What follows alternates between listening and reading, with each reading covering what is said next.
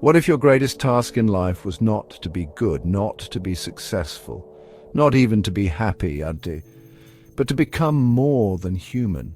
Not in the science fiction sense, not with gadgets or gene editing, but in the deepest moral and existential sense. What if life was not about submitting to inherited values or searching for some external purpose, but about creating your own values, your own meaning, and in doing so, becoming something the world has never seen? This is the vision Friedrich Nietzsche offers us, not as a comforting fantasy, but as a radical, demanding challenge. He called this kind of being the Übermensch, often translated as the Overman or Superhuman. And no, this isn't someone with laser eyes or infinite strength. The Nietzschean superhuman doesn't fly, doesn't dominate cities or crush villains. He does something far more terrifying. He transcends the entire structure of traditional morality. He doesn't follow values, he creates them.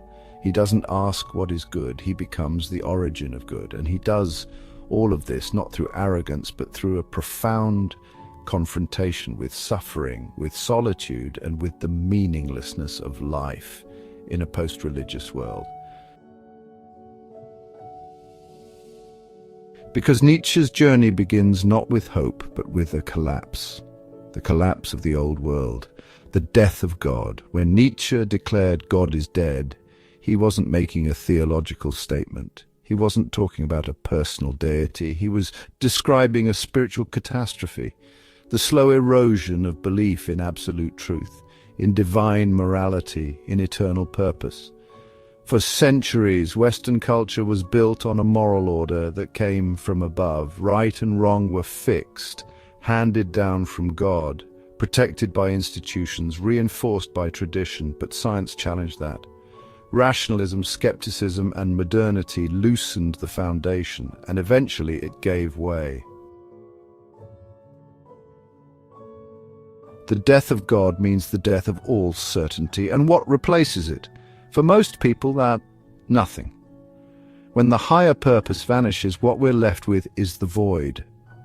A world where values feel arbitrary, where people go through the motions of morality but no longer believe in its source, where everything is tolerated but nothing is affirmed, where life becomes a performance, a distraction, a drift.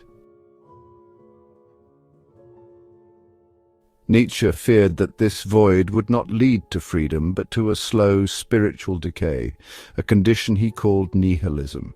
And out of this decay, he predicted the rise of a new kind of human, not a hero, not a villain, but a creature of comfort and mediocrity, the last man. The last man does not believe in greatness, he doesn't strive, he doesn't risk, he avoids pain, avoids intensity, avoids depth. He seeks only comfort, convenience, and entertainment.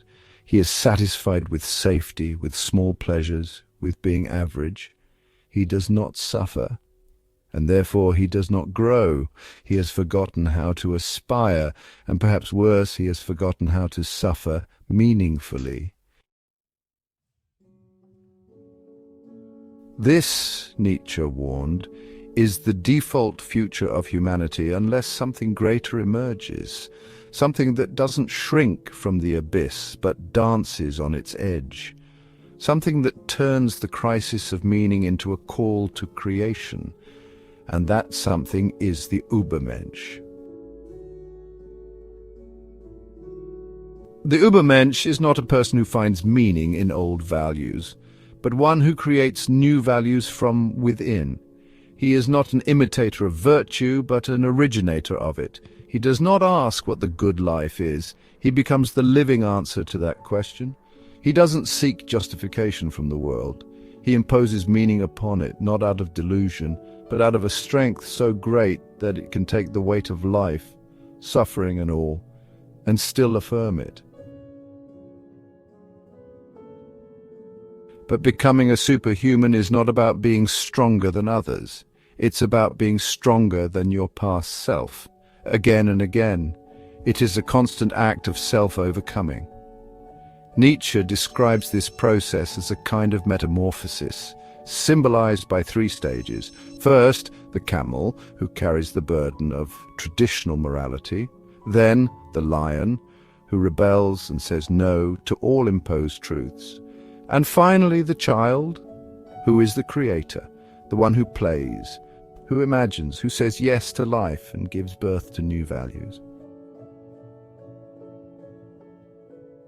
This is the final destination of the superhuman, not just rebellion but creation, not just strength but renewal. And the power that drives this transformation is what Nietzsche called the will to power, not the desire to control others, but the deep biological and spiritual force that drives life to grow, to expand, to become more than what it was. The will to power is the instinct to rise above limits, not by escaping suffering, but by transmuting it. The superhuman does not deny pain. He uses it. He welcomes it as fuel for his becoming. He does not complain about life. He wills it. He does not bend under fate. He turns fate into fire.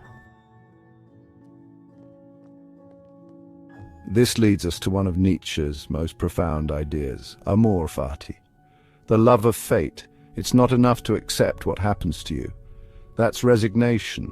Amor fati means to embrace your fate, to say, yes, this too is part of my becoming.